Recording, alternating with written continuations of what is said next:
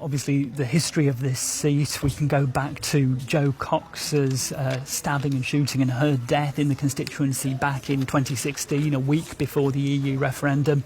That led to a by-election where Tracy Brabin became the new Labour MP, and then when Tracy Brabin stood down in May because she took up a new elected post, this by-election came about.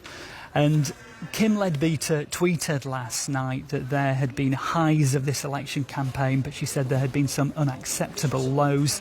She referred to acts of intimidation and violence by some of those who came here to Batley and Spen with what she said was the sole intention of sowing division.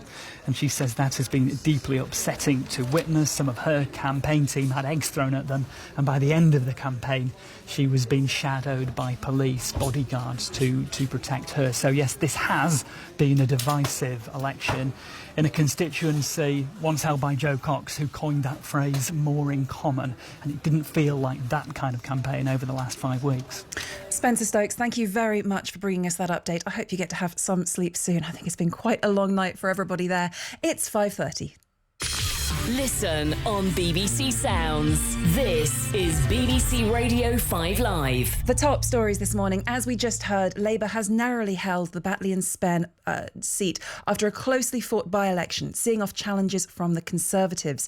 Senior doctors in England are to be consulted about whether they wish to take industrial action by their union, the British Medical Association. They're angry about a proposed 1% pay rise. The government says others in the public sector are facing a pause in wage increases. And the race to launch a commercial space flight is hotting up. Sir Richard Branson says he intends to blast off in his Unity rocket plane in 10 days' time. That's more than a week before his rival, Amazon's Jeff Bezos, plans to go to the edge of space using his New Shepard rocket system. Now, Paul Serres joins us with the latest